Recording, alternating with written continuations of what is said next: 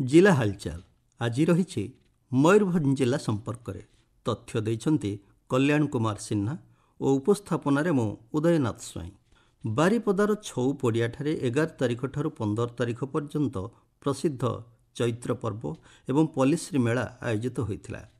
प्रथम दिवस अपराह्न पारंपरिक आदिवासी नृत्य सहित एक शोभायात्रा सहर परिक्रमा करथिला। संध्यारे गृह निर्माण और नगर उन्नयन मंत्री कृष्णचंद्र महापात्र चैत्र पर्व को उद्घाटन कर मयूरभंज छौ नृत्यर गवेषणा एवं स्वतंत्र गृह निर्माण पर राज्य सरकार 2 कोटी टंका मंजूर करिथिबा कहिथिले। एथिपई अधिक 3 कोटी टंका प्रदान करा जिवो बोली से घोषणा करथिले। एही अवसर में बारिपदारे उत्तर साई और दक्षिण साही पक्षरु छौ नृत्य परिवेषण करा जायथिला। सेहीपरि ग्रामांचल छौ नृत्य प्रतियोगिता अनुष्ठित होइथिला। विभिन्न राज्यरू आसिथिबा कलाकार माने सांस्कृतिक कार्यक्रम परिवेषण करथिले। जिलार समस्त ब्लॉक पौरपालिका एवं विज्ञापित अंचल परिषद में मोट 88टी केन्द्र में आयुष्मान भारत, प्रधानमंत्री जन आरोग्य योजना और गोपबंधु जन आरोग्य योजना संयुक्त स्वास्थ्य कार्ड बंटन शुभारंभ होइछि। बारिपदा पौरांचलर देवेन्द्रपुर ठारे आयोजित जिलास्तरीय उत्सव में गृह निर्माण और नगर उन्नयन मंत्री कृष्णचंद्र महापात्र स्वास्थ्य कार्ड बंटन करथिले। ए संपर्क में मंत्री डॉक्टर कृष्णचंद्र महापात्र कहिसंति आयुष्मान योजना एवं गोपबंधु जन आरोग्य योजना लागू है 29,000 हॉस्पिटल आर सेवा पाई परिबे। भारत वर्ष रे कोण अनुकोण रे जो हॉस्पिटल अछि से बड़ बड़ हॉस्पिटल रे ए आरोग्य रो व्यवस्था अछि एवं समाने सेठरी चिकित्सित हेई परिबे। मयूरभंज जिल्ला रे पाखा पाखी 20 लाख लोक ए योजना रे अंतर्भुक्त हेबे एवं समाने कार्ड पाई परिबे एवं विभिन्न जगह रे समाने ए सुविधा उपलब्ध तांको हेबो। तेणु मु निश्चित भाव रे धन्यवाद देबी यशस्वी प्रधानमंत्री नरेंद्र मोदी को एवं ओडिशार मुख्यमंत्री मोहन चरण माझी को सत धन्यवाद दिया से जो कथा आम सरकार रखी करथिले ताहा जी पालन करिसंती। ये लोक मान बहु उपयोगी हेबो एवं जो स्वास्थ्य कथा नहीं कि आम सब चिंतार पड़ी था आज ता दूर होइछि।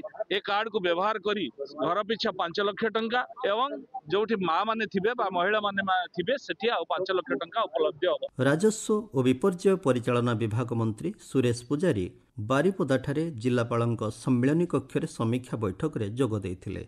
जिले में सरकारी जमी जबरदखल उच्छेद उपर मंत्री श्री पुजारी गुरुत्व आरोप करथिले। ओडिशा गठन पाई मयूरभंज बहुत बड़ भूमिका थिला। पश्चिम बंगाल सीमा को लागिक मयूरभंज गुड़ी जगार अभियोग मो पाखु आइला जे सेपटू आसिक बाली तस्करी करछंती, लघु खनिज पदार्थ तस्करी करछंती। जिलापाल एसपी उभय को तहसीलदार मान को एक्जिक्यूटिव पावर दिया एवं नुआ एसओपी आम प्रस्तुत करिछु। एटी अन्य राज्य आसिक तस्करी करिवे कि राज्य भितर भी जो तस्करी करिवे सेमानकु कठोर भाव में दमन करिया पई आज आम दिशा निर्देश देइछु। आधुनिक मयूरभंज, विकसित मयूरभंज, समस्या मुक्त मयूरभंज एवं आर्थिक संबल लोकंकर अभिवृद्धि होकर जमी से सक्षम हो पारे। एवं 12 लाख कोटी टंकार एठी इन्वेस्टमेंट ओडिशा को आसुची से 45टा एमओयू साइन करिछु। आम आपको आहरी 15 लाख कोटी टंकार पुंजी निवेश आम प्रतिश्रुति पाई से भितर मयूरभंज कौन पोटेंशियल अच्छी क्यों क्यों शिल्प एठी प्रतिष्ठा हो पार, क्यों क्यों उद्योग एठी आसी पार, पर्यटन शिल्पर विकास हो पार कि ये सामग्रिक विषय आम आलोचना करिछु। शिमिलीपाल को शिकार मुक्त करा जिवो बोली शिमिलीपाल व्याघ्र संरक्षण प्रकल्प क्षेत्र निर्देशक डॉक्टर प्रकाश चंद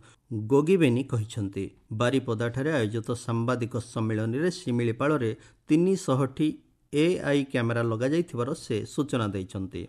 एही कैमेरा द्वारा शिमिलीपाल शिकारी मानकु ठाब करा जाय गिरफ करने सहित सेमानक ठारू बंधुक जबत करा जाउथिबा डॉक्टर गोगिबेनी कहिसंति।